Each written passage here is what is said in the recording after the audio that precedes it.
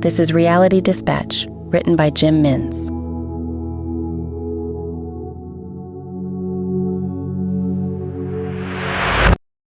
He sat on the banks of the river with a line in his hand, the milk crate beneath his buttock dug into his cheeks, and despite his discomfort, he could not shake the smile from his face.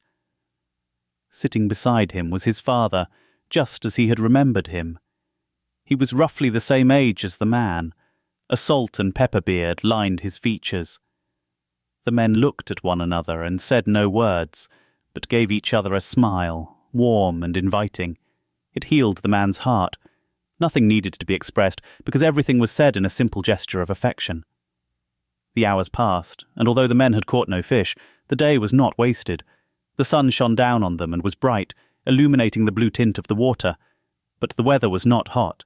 It was a perfect day. The man tried to talk, to fill his father in on all that had happened in the years between their last meeting and this one, but he was afraid of distracting him, lest he were to catch a giant catfish or groper. Both were a distinct possibility in these unknown waters. The need to translate his affairs to his father grew, and despite drawing breath to address the senior, the sounds would not project.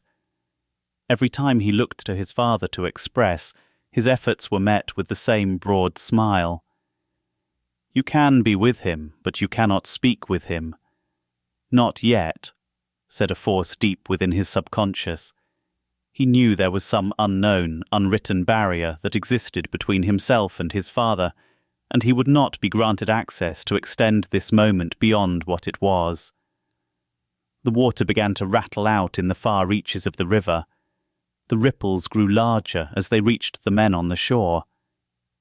Distant rumblings caused more ripples that swelled into larger waves that initially lapped at the men's feet, then started to pound away at their shins, up to their knees and eventually above their waistlines. The rumblings grew louder, and the man began to worry about the ever-growing ripples. Pretty soon they would soak the son and his old man, perhaps even drag them away. An enormous bang came closer to the shore and pushed the men back onto the sand. The father stood and scrambled to reclaim his fishing rod before it was swept back in the tide. The man was too busy watching his father to realize his own line had disappeared off into the belly of the river. Another loud eruption rocked the edge of the shore, and the man and his father were again pushed back onto the sand. This time the father had blood streaking from his head. Once again he stood up and ran to the shore to grab his fishing rod that was quickly being swept back by the tide into the abyss. As he reached the handle, he picked it up and reclaimed his position. The man turned to face his son, blood trickling from his face. His expression was not a smile, but concern. He was telling his son something with his eyes that he could not say in speech. He gestured a wave to leave to his son, a flick of his wrist.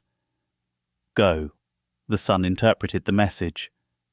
Awake. The man was in his apartment when a loud explosion rang out into the building next door. He could hear screaming. A chorus of car alarms rang out onto the streets. He arose out of his armchair. His television was still blaring the 24-hour news cycle, where he had left it hours earlier from his snooze. He ran over to his balcony and pulled the cord on the blinds to see the extent of the Armageddon that had emerged while he was in his dream. As the curtains opened up, he was presented with a city on fire. Multiple buildings that had surrounded his had been hit by missiles. He wondered whether his building had been hit. He opened the door and walked onto the cold, tiled floor. He looked out over the edge to get a glimpse, but could see no damage. What he did see was thousands of people flooding the streets, running to take shelter. He felt alone upstairs. He felt as if he was the only person in the building, a sitting duck living in a giant bowling pin, awaiting the balls that were on their way.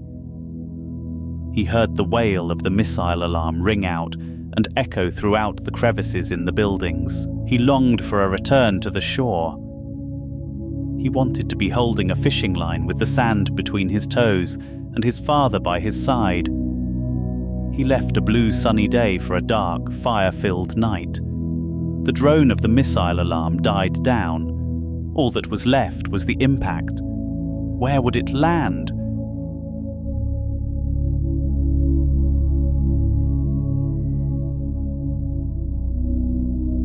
For more stories of fact-based fiction, head to jimmins.substack.com.